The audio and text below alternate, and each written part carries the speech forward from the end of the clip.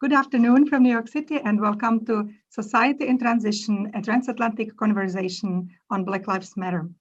My name is Eva Bosbach and I am the Executive Director of the University of Cologne in New York office. It is my great pleasure to welcome you all to our first Transatlantic Tandem talk today, part of a series hosted on the occasion of the 10th anniversary of the North America office of the University of Cologne in cooperation with our partners Deutsches Haus at NYU, German Academic Exchange Service, DAAD in New York, the German Research Foundation, DFK North America, the German Center for Research and Innovation, DWIH New York, 1014 Space for Ideas, the Goethe-Institut New York, AmerikaHaus, NRW, Wunderbar together, the German Embassy in Washington, D.C., and last but not least, our dear partner here in New York, the German Consulate General. And with that, it is my great pleasure and honor to hand the floor over to Consul General David Gill for your welcoming and opening remarks. Vielen Dank, liebe Frau Bosbach. Meine sehr geehrten Damen und Herren, dear partners at the University of Cologne and at Deutsches Haus at NYU, in particular, liebe Frau Bosbach, liebe Christiane Biel und liebe Juliane Kempfield, distinguished guests, ladies and gentlemen. Exactly 9 months ago today, on May 25th in 2020, after he was pinned to the ground by a police officer kneeling on his neck for more than 8 minutes, George Floyd died in Minneapolis.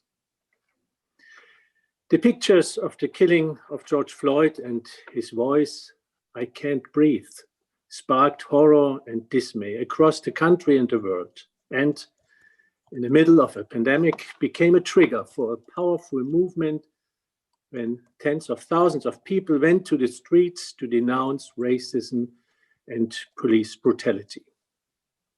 Black Lives Matter signs could be seen all over the country.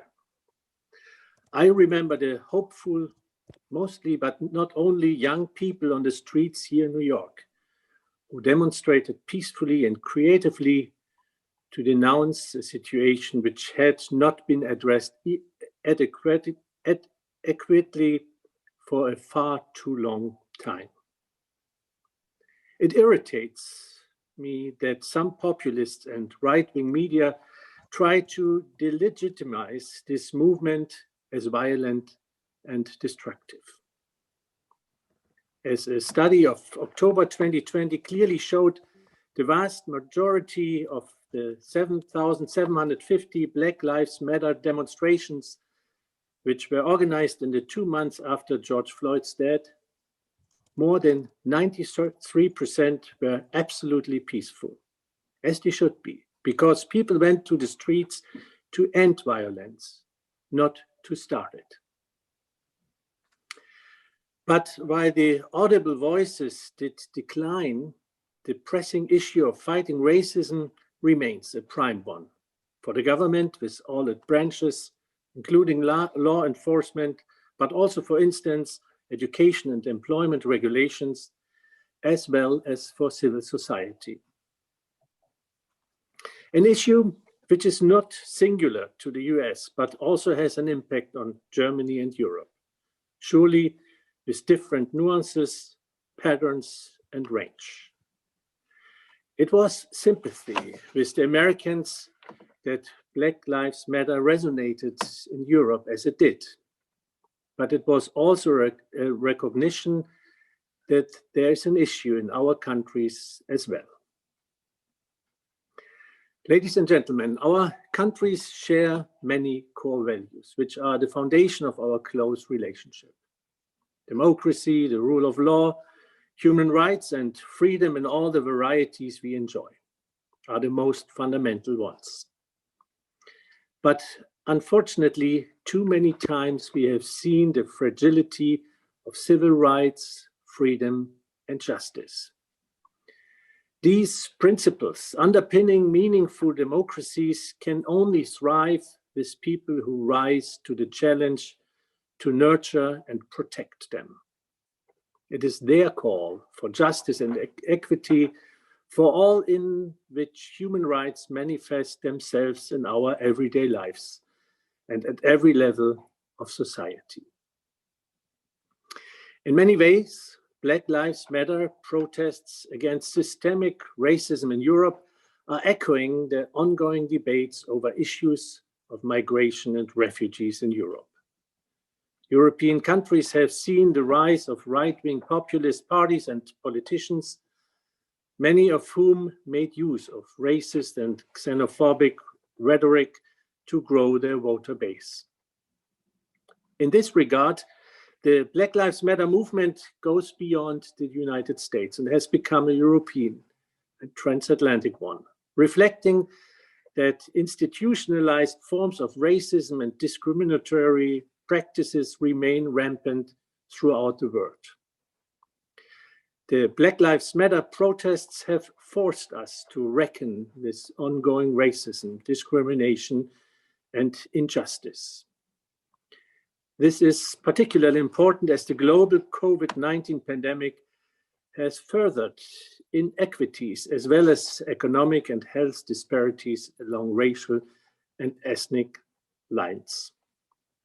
In this way, the Black Lives Matter movement will hopefully catalyze change and greater support of not only Black Europeans and Europeans of color, but of all marginalized and vulnerable communities. I want to say thank you to the University of Cologne and Deutsches Haus at NYU for being so supportive in what is the distinguished task of the Consulate General, making the transatlantic relationship fruitful for our everyday lives. I'm looking forward to an interesting, productive, and inspiring German-American conversation. Thank you.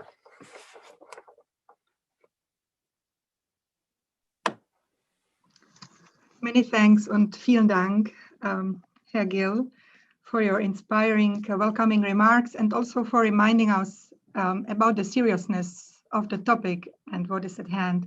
And also thank you for the great support and partnership with you and your team at the Consulate. Let me now tell you just in a few words a bit about the North America office of the University of Cologne that I run here in New York. The office was opened in the spring of 2011, which is why we are celebrating our 10th anniversary this year. Our mission is to offer various platforms to scientists from the University of Cologne in Germany to present cutting-edge research to experts and the interested public in North America, as well as to maintain and initiate new partnerships. For that, we organize a number of events throughout every year. We also serve as a first point of contact for faculty and students in the United States and Canada who are interested in Germany and our university. We work with our large network of North American alumni, and when it is possible to travel, we organize delegation visits and assist with the University of Cologne's annual summer school in New York. During this anniversary year, we will feature all 4 research clusters of excellence of the university, as well as other outstanding scientists and their North American partners. For example, research on sustainable megacities, on the neurosciences, or such as today, on the Black Lives Matter movement.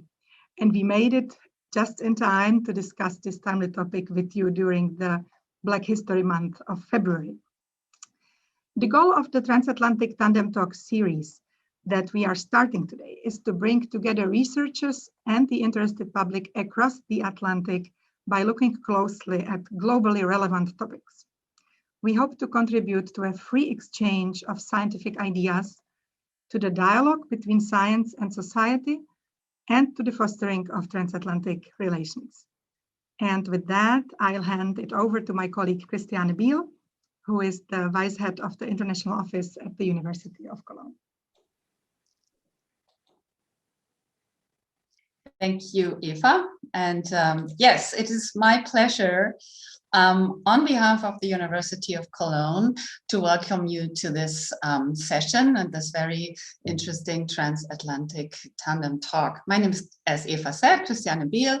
I'm also head of the Department International Mobility and the coordinator for our cooperation with North American universities.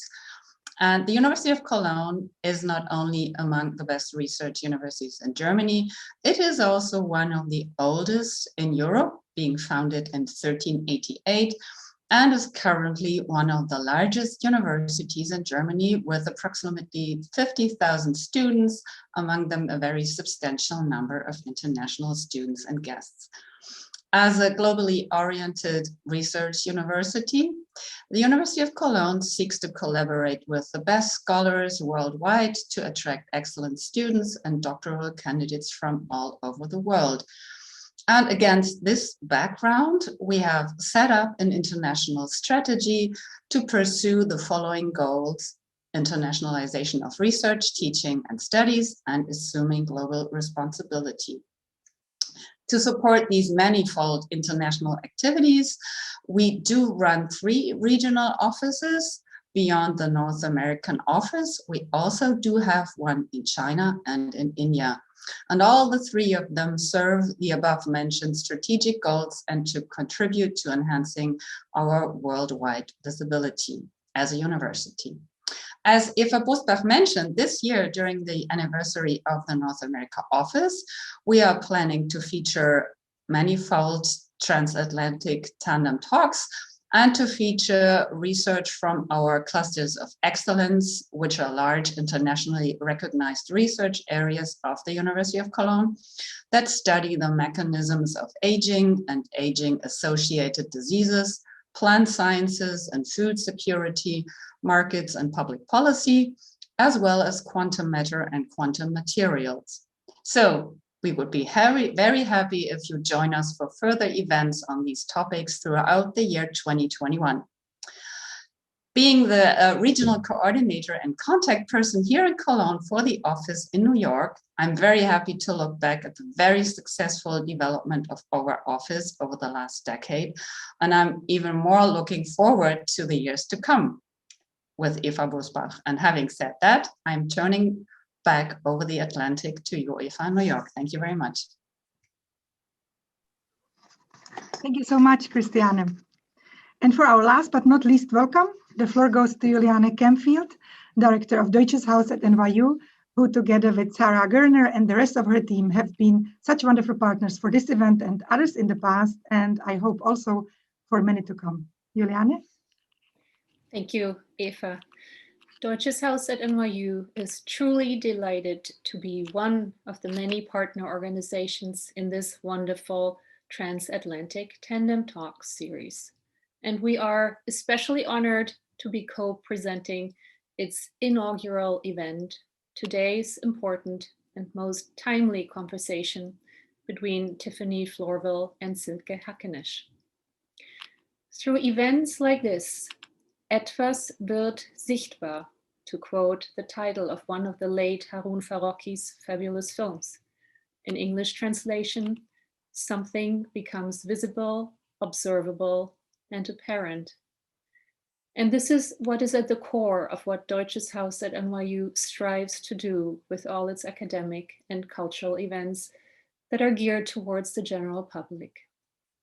Thanks to all the amazing people involved in making this event and of course this series in general happen, it always takes a village. So thanks again to Eva, Christiane, David, Tiffany, and Silke, of course, also to Yasemin, Martin, Adriana, and Sarah, who runs all the technology behind the scenes. And to you, the audience, for taking the time to be here and to open your eyes and your minds to society and transition. Thank you. Thank you very much, Juliane, and all the other partners. And also thank you for the beautiful quote. I think we can use this. We now want to finally make our speakers visible to all of you. So we will now hand over to our distinguished speakers, which is Dr. Silke Hackenisch, who is an Americanist and associate professor at the Institute for North American History at the University of Cologne, and Dr. Tiffany Florville, who is a Germanist and an associate professor of the 20th century European women's and gender history at the University of New Mexico. We are very excited for your presentation and your transatlantic partnership in research and teaching. that, when I understood correctly, started about 10 years ago, such as our office here in New York. So that's wonderful. I just want to say one last logistic remark. After the presentations, we are looking forward to the Q&A session. So during the tandem talk, you are all welcome to type in your questions for our panelists via the Q&A button at the bottom of your screen, which I can then reach to the panelists and they can then answer them. So thank you all for being with us today, and over to you, Silke and Tiffany. Okay, thank you so much, Eva. Thank you to the organizers of this event. We are especially grateful for the invitation. Thank you all for coming. Everybody has this busy schedule and there are so many events going on right now. So we especially appreciate all of you being here. Yes, and we want to take the opportunity of this tandem talk to talk a little bit about our transatlantic cooperations, but also our research interests and how they inform our teaching collaboration that is starting right now. So Tiffany, do you want to go first maybe? Because Tiffany has just launched her first monograph, and it's a book-length study of the Afro-German movement and ties in really well with what we are aiming at doing. Yeah, thanks. I also want to echo Silke's comments about thank you for everyone for coming. Thank you for the sponsors. It's really a pleasure to be here today. Yeah, as Silke has mentioned, I recently published a book entitled Mobilizing Black Germany, Afro-German Women and the Making of a Transnational Movement. And it was published in December of last year. And so these ideas of Blackness, rights, politics, community are all very sort of important themes in my own work. And so Silke, mentioned earlier on, I think it was sort of last year, would you be interested in co-teaching a Black Lives Matter class with me? We'll do a transatlantic class. I said, whatever, I'll do it. It's with you, I'll do it. It's prescient. And I think the thought of working together with Silke was not was exciting again. I enjoyed collaborating with her, but I also think it would be an enriching process and practice for my students. So the thought of having students collaborate with students at the University of Cologne was very appealing to me, especially given that we are in a pandemic and that kind of mobility and travel is not feasible for many of my students. So I was really looking forward to it. And so when she mentioned that she received the grant and it was possible, I said, oh my goodness, I will pitch it to my department. And my department was also quite supportive of it. So I think between my work and also Silke's previous work, she's worked on issues of Blackness and notions and practices of racism. What is race? What are racism? How do we see that figuring into symbols? How do we see that in different commodities? Her first book was, published on, was called sort of Blackness and Chocolate, a sort of cultural history. So she's looking at some of these issues of racialization. But her new project is also dealing with issues of racialization and identity and citizenship. But I'll let Silke tell you a little bit about that herself. Okay, thank you so much, Tiffany.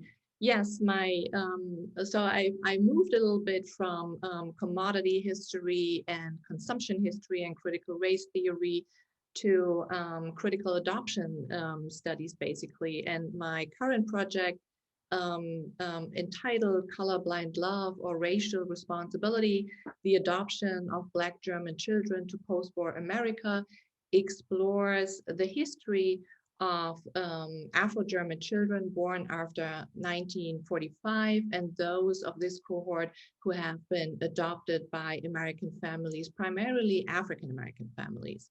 And I think it's really interesting to explore the manifold debates happening in the United States against the backdrop of sort of racial liberalism during the civil rights movement, but also how discourses on these children and their adoption touches upon Cold War cultures and also the domestic adoption landscape, which discriminated against African-American couples.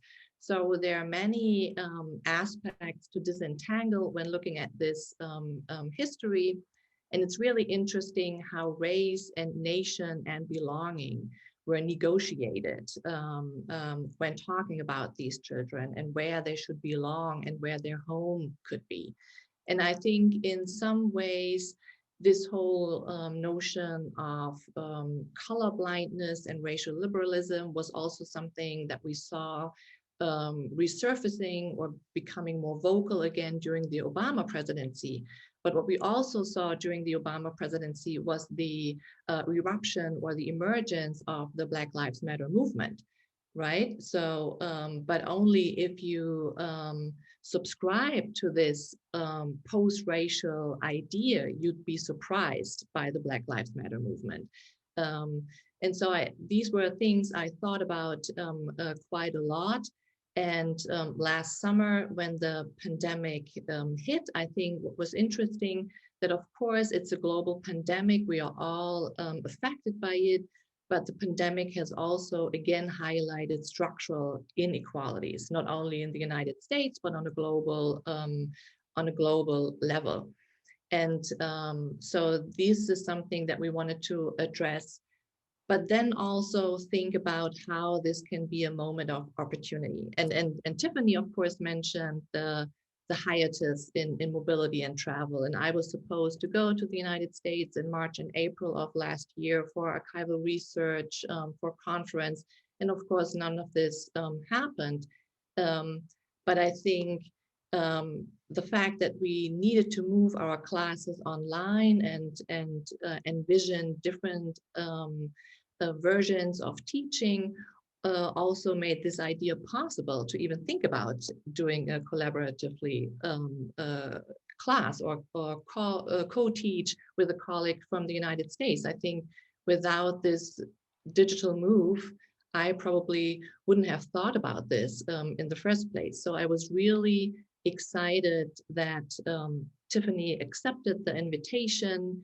And I think what's really interesting is that my students are at a German higher education institution, but study the United States, whereas Tiffany's students are based in the United States, but basically study Europe and Germany. And we are hoping that this lends itself to really fruitful and productive exchanges. And now I stop talking and hand it over or back to you, Tiffany. Yeah, I mean, I think you're absolutely right. I think one of the key things about the class is that both Silke and I do ground our pedagogy in anti-racism. So this seems like a natural transition to sort of offer a course entitled Black Lives Matter. And my class is entitled sort of Black Lives Matter Global Perspective. So it focuses on, as Silke says, Europe, but also has case studies in the US, the Caribbean, Latin America. So I think it's important to show students that Blackness, sort of Black communities have faced difficulties across the globe. There are persistent efforts to push for rights, for recognition, for citizenship, for carving out spaces for themselves in a variety of ways, resisting as well as surviving sort of very sort of dire circumstances. And so I think the class really tries to acknowledge this longer history. And so I think we're aware of sort of civil rights activism, Black Panther activism, but I think some of my students are not aware of similar movements occurring in Europe in the 1960s and thinking about civil rights activism on the continent of Europe and what that looked like and the different manifestations of civil rights activism that extend to the interwar period. So after World War I, in particularly in the British and the French cases, as well as in the German cases. So I think my class really tries to offer this larger understanding of what Black communities are experiencing, what the Black diaspora, who are the individuals a part of the Black diaspora, and why these narratives matter more so now than ever. So Black Lives Matter, yes, began in the US. It certainly has significance and tied to a key moment, thinking about sort of the killing of Trayvon Martin. But it also has such global reverberations and how communities across the globe see it as a way of articulating their own demands against racism, against the erasures of sort of colonialism and the colonial legacies, and not acknowledging that. So I think what we see in terms of this global, you know, echoing of what Black Lives Matter across the world is really a key symbol of how these communities are agitating for change in a variety of ways, and using this moment as a way of articulating demands that many of them have been making for years. So this is not a new movement for many, but this is it has a new sort of new stage or a new presence, given sadly given the killing of George Floyd last year. So I think many of my students, so my class is already started, and Silka's class will be starting soon. And so my students are very eager to connect with students from the University of Cologne. Some of them have also expressed a little trepidation. They're like, I'm nervous. And I think that's perfectly normal. Silka and I have, you know, coordinated our syllabi.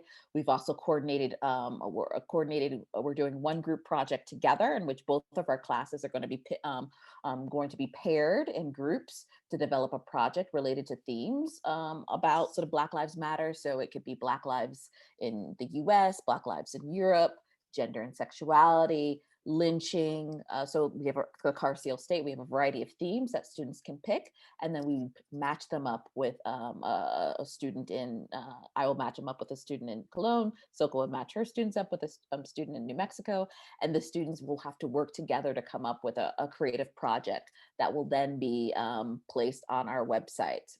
And I'll sort of hand it back over to Silka to talk a little bit more about that. Okay, thank you.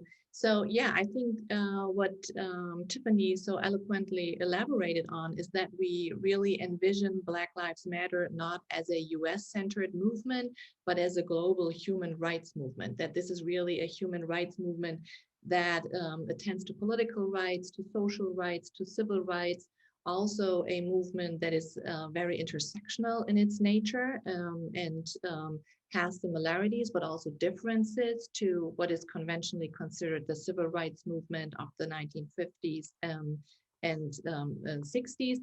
And it's also, in a sense, an abolitionist movement, asking for the defunding of the police, or maybe the abolition of the prison system. And some of these debates certainly connect to debates across Europe about police violence and racism in various European countries. And Tiffany has written a number of blog entries about that for the blog Black Perspectives by the African American Intellectual Historical Society. So our aim is really to combine these various debates happening across the Atlantic, and also to give our students an opportunity to think about what they're studying from a variety of perspectives. And I think that this can be really fruitful. And I started to think about this, especially last summer. I was teaching a class on the Reconstruction period in the United States. So the time following the end of the Civil War, after the abolition of slavery. And so we talked about the lost cause, this very specific narrative of Southern history, or a certain construction of history of the Civil War, of how slavery is remembered. And so we were talking about these things at the same time that debates were happening in the United States about the removal of certain Confederate statues. Then the picture of a photograph of George Floyd being projected onto the Robert E. Lee statue in Richmond, Virginia, or images of African-American soldiers from the Civil War being projected onto these statues. So in class, it was almost every week, it was really insightful for the student how much the past informs the present, and how so many debates happening in the US, especially last year, were so intimately connected to the legacy of slavery, race-based slavery, structural racism in the United States. And at the same time, we had similar debates across Europe. with reference to colonial monuments and the colonial legacy. So we saw when Tiffany and I began talking about this and engaged in conversations about all of these issues, we saw so many connections and really felt that this was a moment to bring different academic cultures, different discussions, and different debates together, and allow us to broaden our pedagogy along the way, but also give students a chance to connect with each other across the Atlantic. Yeah, and I'll echo that these ideas about sort of historical legacies and the overlapping experiences. I think last summer when we saw, and last fall when we saw some of the toppling of statues, particularly sort of in Belgium as well as in the UK, they're certainly tied to not only colonialism but also a legacy of the slave trade. And so I think it's important to recognize the connections that discourses and debates that are having in the US. There's certainly some common ground in Europe with regards to sort of thinking about toppling of these statues and power and racism and how that's entrenched in some of these European nations. And I think on top of that, part of this idea of the class was, at least, you know, in terms of my perspective of focusing on Europe and a few other case studies, was really trying to get students to recognize that, like, yes, we oftentimes hear that the US is a racist space, and we don't necessarily hear similar dynamics about Europe, which is also has a racist space for a variety of individuals. And so I think getting students to recognize that racism is a process. There are different ways that people can be excluded and marginalized, and that there's a longer historical lineage of how race was invented and how it was then practiced and then enacted in a variety of ways in European contexts. So when we think about the medieval period, and we think, oh, race didn't exist in the medieval period, through my class, I'm showing them that it does. It's invented, even though it's not sort of we think about race emerging with the Age of Enlightenment and racial categories and larger process of racialization. There are scholars in the medieval studies showing us that we see similar dynamics occurring, tied to skin type, tied to religion, tied to class. And so I want the students to understand that there are different ways that people can be excluded and marginalized, but there are also different ways that people carved out spaces for themselves. They resisted, they survived, and those stories are also dynamic. And so I think combining our classes, our students are going to get that breadth of knowledge. We're basically combining our expertise to sort of convey a larger narrative of Black communities. And I also think it's important for students to recognize that Europe is not monoracial, nor is it monocultural. And I think, I know the US has this narrative of being a mixing pot or a tossed salad or whatever the metaphor may be. And the reality is certainly far different from that. You don't have sort of similar metaphors taking place in the European context. And so it's interesting for students to recognize that, like, it has been very diverse, especially when you go back to the medieval period. It's been terribly multi-ethnic, multiracial, and that these are narratives that we need to sort of bring to the fore so that students recognize what are some of the similarities, but also what are the distinct differences that have led us to this moment.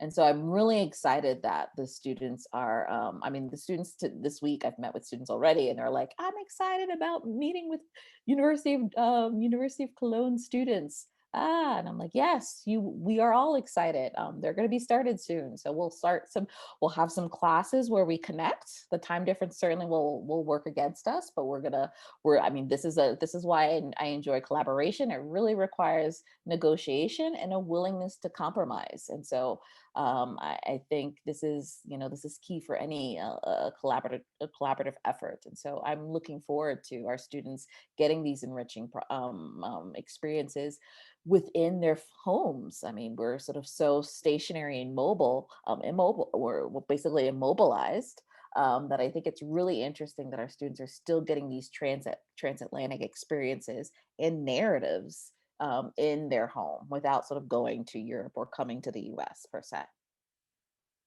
Yeah, and just to briefly add to that, I think this is also something I would like to carry on in a post-pandemic world, to still have these sort of virtual exchanges, because it also gives students a possibility to engage with other students who wouldn't necessarily be able to go abroad for a variety of reasons, financial strains, care responsibilities or whatever.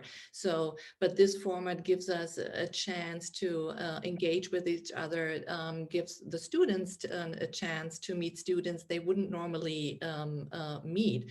And I think this can be really productive when we give them a set of topics that can be approached from a US history perspective, but also European history perspective, especially with processes of racializations and racial formations that are very different in Europe and the United States. And here, especially in Germany, still this sort of sense that this normative whiteness that is so prevalent, and this idea to be German means to be white, and to have this deconstructed, I think is really important for the students, and one of the gains of the seminar, and to look at these manifestations of racism, but also manifestations of resilience and resistance across the Atlantic, and thereby also pay attention to individuals who have crossed the Atlantic many times and have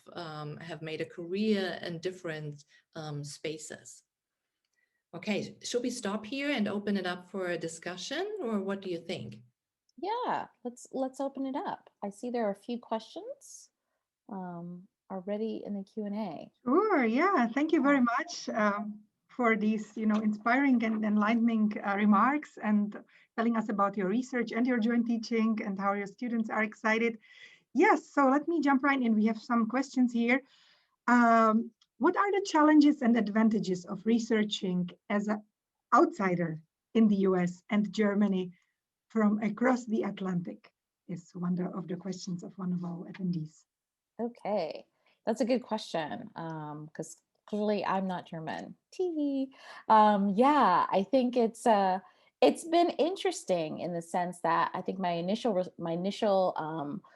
love of German history and culture was due to my own personal experiences in Germany and how I was racialized in a variety of ways. I was an exchange student, so I went to gymnasium, and having all of those experiences really sort of made me compelled to study more examples of how Black Germans were experiencing racism, and why racism was still an issue in a post-45 context. And so I think it's been hard in the sense that there's a discussion sometimes in the German context that, like, oh, there's no racism. We have equality in the law, enshrined in the Constitution. These are all US impositions. And I think you hear similar dynamics occurring in France. They're like, oh, we're not racist, we're pretty good. And so I think studying these cases across the continent of Europe shows that, like, no, racism exists here too. It takes shape in a different form, but it still exists here, and that it's important for people to recognize that. So there's been a little bit of pushback, but certainly I've gotten a lot of positive commentary about my book from people in Germany. They've emailed, they've sent posted stuff on Twitter to be like, I've got your book. And so it seems to me that there's maybe a larger shift. This is maybe sort of Black Lives Matter, George Floyd, especially in the European context, a larger shift in really recognizing the sort of reckoning with race and reckoning with colonialism. And they've been activists who are doing this work for over 30 years in numerous contexts, especially in the German context. So I'm not the first to do it. I won't be the last to do it, but I think there's a larger momentum now to sort of address some of these issues. And I think in the German case, with the Afro census, that is a key step in the right direction. And so I felt a little, so there's been some difficulty, but there's also been some positive acceptance of some of the work that I've done. Yeah, Thank and for you. me, it's also sometimes it's also just a coincidence. Actually I got a scholarship from the German Academic Exchange Service and went to Duke University graduate school like ages ago, many years ago. And there I took classes with Savolia Glimpf on Southern history and memory and slavery. I took a class with Charles Payne on the civil rights movement, with Vanima Lubiano, and these really influenced me. And then also, I also quite by accident went to a talk that Tina Kempt gave at Duke University. She was at Duke at the time. And so after the talk, we had a conversation and we met for coffee, and I was really impressed by her research.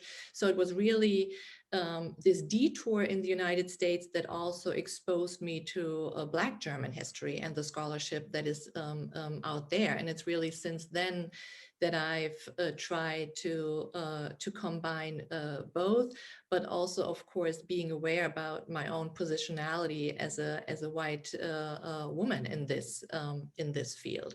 And I teach a lot of classes that deal with critical race theory, that deal with African-American history. In my experience, many of these topics are interesting to students, appealing. These are popular classes.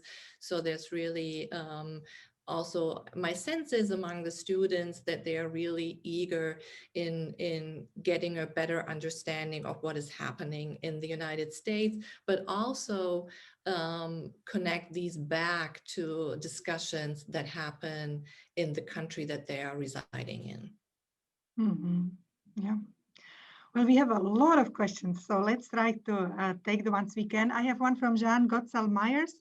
How will you or do you avoid the potential response, quote, it's not only in the US that racism do form oppressing African Americans, and so we don't need to do anything. We are not the only ones who are guilty. Okay. Huh. So I'm not sure. So the question is how do we? How do you avoid such a potential response? Basically, this is not only in the US, that's, you know, in other parts of the world, probably that's what Jan meant. And so we don't need to do anything. We are not the only ones who are guilty. It's all over. Yeah. Oh, okay. Now I get it. Yes, thank you. So I think the United States is certainly not exceptional in its racism, and also the institutionalized form and systemic nature of racial discrimination. We see that in many European countries, in many Western, also non-Western countries, of course. But I think that insight doesn't mean that it lets people off the hook to address these issues, but even more so, think about this as a phenomenon that we can see in so many countries across the world, even though functioning in different ways. And as Tiffany has beautifully explained earlier, it's really intriguing and important to pay attention to the very different ways racial formations take place historically, how they are shaped and how they influence the present moment. And this differs a lot from country to country. This is actually right. The next question, interesting one from Kokan Alexandra. Can you tell a little bit more about the distinctions of racialization processes in Europe in comparison to the US? Yeah, I will take a stab at that. Thank you for coming. Yeah, I think what's interesting in terms of Europe, and I'm not alone in this articulation, I'm sort of drawing from scholars of racism and race in Europe, is that race in Europe is very invisible, while it's also simultaneously very hyper visible. So I think we have this notion of race in Europe as being there but not there, and part of that is a post 1945 legacy in which we're trying to sort of let's write what race is, let's detangle it from science and biology. Let's really, get away from the Nazi past, the fascist past, and how we see race. And in the process of that, you have this sort of silencing of race occurring, I think, and the sort of limited engagement with really interrogating how these processes are so embedded in the everyday. Not only are they sort of structural and institutional, but they're also embedded in symbols and commodities and sort of seemingly banal things that we don't recognize are sort of racially are tied up with race. And so in the European context, I think it's sort of it's invisible and hyper visible. And that it's, it goes back to a post-45 legacy in which we're done. We're no longer racist in some respects. We've purged that dynamic from our continent, when in actuality, it's still in the everyday. And sort of you see this in how the rebranding of certain right-wing groups in the post-45 period. So we're no longer anti-Semitic, we're now anti-migrants, or we're now anti-immigrants, and sort of recalibrating the hatred towards a different community. And so I think you see it in that way. I mean, I'll certainly let Silke talk about, what she thinks, how she thinks race is in the U.S. context. Well, I think for some people, it's sometimes, or there is maybe this longing to argue the US has moved beyond that. And then the presidency of Barack Obama is often cited as proof. So if a Black American can make it to the White House, it cannot be so bad. And there's affirmative action and so on.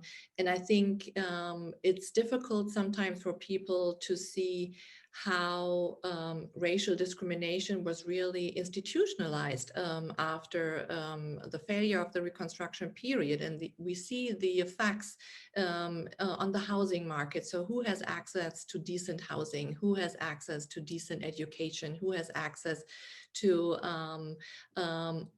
employment opportunities and connected to the healthcare and a variety of other services? And all of this is connected. And I think what sometimes makes it difficult to address is also this narrative of the American dream, or this myth that if you just try hard enough, you can make it. And if you don't make it, you're probably not trying hard enough, or you rest on these, oh, I'm just discriminated against. That's why it doesn't work out. But it's a structural problem. And I think what we've also seen during the last presidency is that some of the resentment, white supremacy has been more vocal and more visible, and the resentment against a number of groups, xenophobia, all of this has manifested itself more profoundly than in the years before. That would be my take. Yeah, I agree. And I think in Europe, you have such interesting iconography, a sort of oftentimes racist iconography that's in the everyday. So, for example, I recall going to restaurants in Paris or also in Hamburg, in which I would see pickaninnies in restaurants, just sort of, and this is, this would not necessarily be the case in the U.S. So, I mean, I think there's a way of really not interrogating what racism looks like, that it's not only sort of, images of lynching or thinking about genocide, but that it's also insidious in the sort of everyday images that we see and how people are positioned in German society. So, for example, when I think about Turkish Germans, and the Turkish Germans are dealing with racism. There's certainly Turkish Germans who identify as people of color. There are also some Turkish Germans who identify as Black, as a political designation, as a political and cultural designation against oppression. And there are also Turkish Germans who identify as white. So recognizing the complexity within these groups as well is important in the European context, which we oftentimes sort of erase in some of these larger discussions about Turkish Germans, Black Germans, Asian Germans, Afro-French, etc. And so I think it's really important to understand the complexity of these communities. They're not monolithic. Nor is that the case in the US. Asian Americans are not monolithic.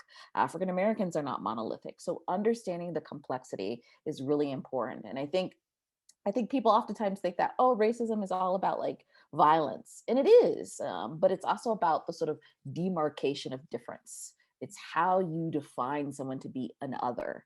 And you use that person's otherness in an effort, I think historically, Europeans have used that characterization and construction of the other to define themselves. So they need the other in many ways to define what they are not.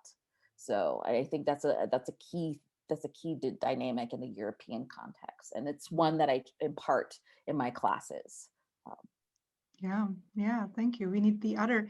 I have one more question about needing the other between Germany and the US, and then I also have one interesting one about your teaching in classroom. So this one comes from the American Council on Germany. There are often comments that the US needs to reckon with its slavery past, similarly to how Germany reckoned with its past after World War II. However, in some ways, this is an apples to oranges comparison. Is there a way for America to learn from Germany? Okay, so yeah, that's a great question. That's a really interesting question. I think what we see sometimes, or when I remember when I was a student at Duke, I was surprised by how often US slavery was compared to the Shoah. And I hadn't encountered this comparison on a scholarly level or in popular debates in Germany. So I was surprised by that. And also sometimes I got this when people realized that I was a student from Germany, so why don't you dig in your own backyard, sort of thing. I think that in some ways the memory of the Shoah, when I think of the Holocaust museums and other manifestations, have also informed how Germans deal or Germany deals with its past, and we see that happening. It's still ongoing in the United States. We have a lynching memorial. We have on the Mall a museum dedicated to African American history, Native American history, and many others. And I think some voices would probably also argue that in Germany, what's maybe lacking is a conversation about the colonial legacy and the genocide in Namibia. And so what about reparations, restitutions, and so on. So these are also debates that are still happening or not happening enough in Germany. So I think in this case, both countries are grappling with their past. Tiffany, could you? Yeah. You know more about that than I do. Oh, I think you hit it on the nail, that I think Germany in many ways did semi come to terms with the Holocaust. I mean, it was slower. I mean, it doesn't really sort of take more shape until like late 60s, 70s, in which there's sort of like a television show about the Holocaust and German television, but it did not grapple with its anti-Blackness. And that is linked to its colonial legacy. And I think many times Germans don't really know that Germany had colonies. It was a fleeting colonial moment, but they were colonizers, and they lost their colonies after World War I. And so I think there's a sense that like, oh, we were good colonists. It wasn't as bad as the French or the Dutch or the British. No one gets a gold medal for being a good colonist. Everyone's a bad colonist. No one gets a silver or a bronze. So everyone's bad. And that legacy is where specifically in the German case is the 1913 citizenship law created in the colonial context. And so this history is so significant, and there's a limited engagement with it. And it hasn't really fully purged its anti-Blackness, which is tied to the colonial legacy and tied sort of a colonial aphasia, in which it's not just sort of a misremembering or an amnesia of colonialism. It's also on part of sort of willful ignorance about the colonial period. I feel like we will have to do this again because we have so many questions, and I have the okay to run over the time just a bit. So I'm gonna take 3 more, but then we will have to say goodbye. I have now a question from Martin Kraus. How do you address whiteness in the classroom and the university as an institution? Martin, that's a good question. Silke, do you want to go first since I was yakking away? Or Yes. Yes, Martin, thank you. That's an excellent question. And I think the first step sometimes is to make students aware of their own whiteness, to break up this normativity and invisibility of whiteness, but that this is also a racial category that comes with many privileges. And I think especially with regards to German higher education, it's a space that is certainly lacking in diversity. While we have a diverse student body in some areas, it's not everywhere, and it's certainly not on the faculty level. And just recently, we had a debate about one Professor Auma, one of the few Black German professors who talked about the lack of diversity in the German academy, and was then attacked by the AfD and accused of reverse racism. So speaking out about these issues, that German higher institution is also an exclusionary space and is lacking in diversity, is seen as reverse racism against white people. So here, this whole idea for equality is resisted because it might mean letting go of certain privileges. And I think the first step would be to make students aware, white students primarily aware of the fact that whiteness is also a historical category. It's a construction. It's a construction that evolved within a specific context.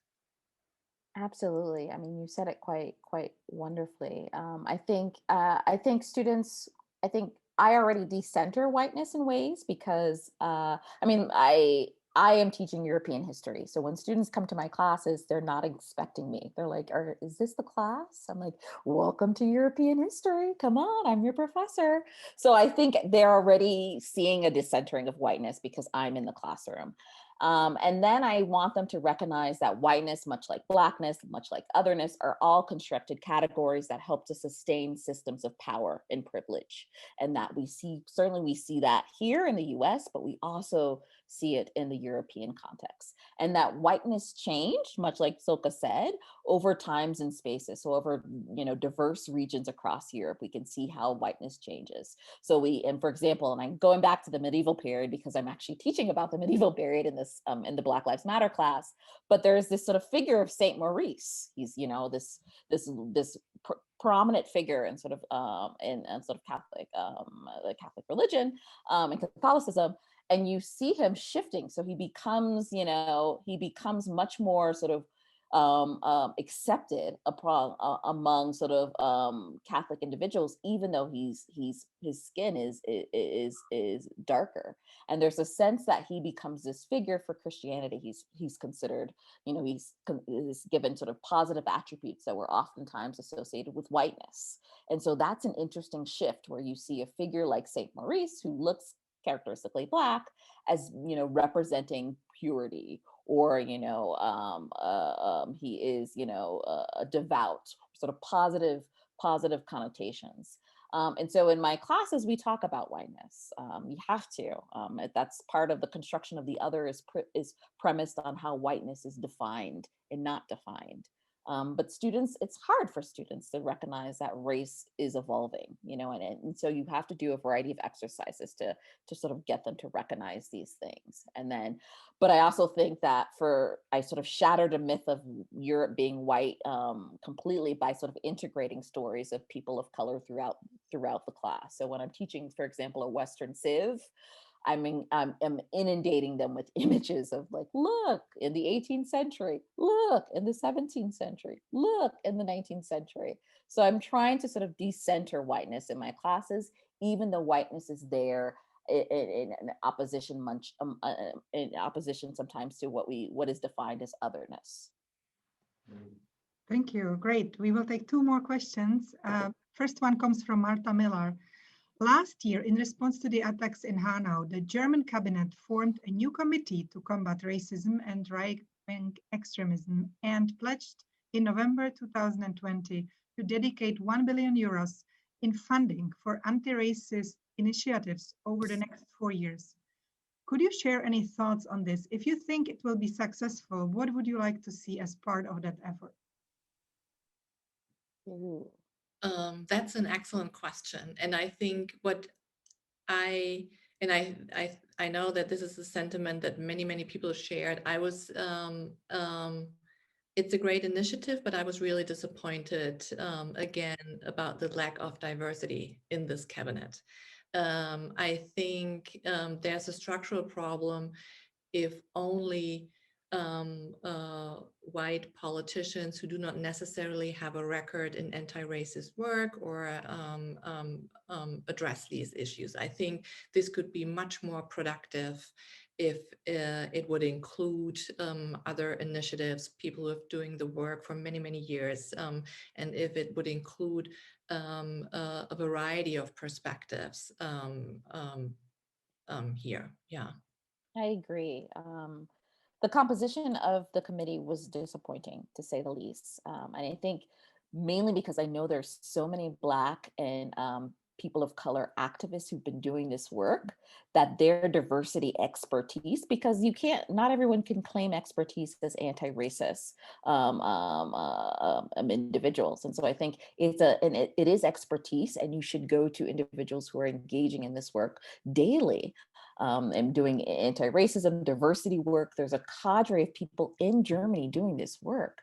And so I was disappointed, to say the least, to see the composition. But I also think that speaks to these larger issues here in the US.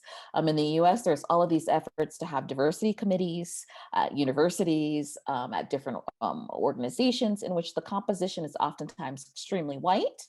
And that and there's maybe one token person of color, or one token Black person, or one token woman. And so I think there's a similar dynamic that emerges here, that like, we need to do these committees. And I think that's important, but then it really doesn't grapple with the white power privileges and issues that are at play when these committees are constructed. Like, I applaud the effort, but I also need them to do real interrogation of themselves in the process of creating these committees. Well, that's a good feedback for them, I hope. I'm going to combine several questions to activism to end with, and to come back to the name of our seminar, which is about the Black Lives Matter movement. How is the Black Lives Matter movement perceived in Germany? How can activists from both coasts learn from each other? And what do you think the future of the movement looks like? Oh,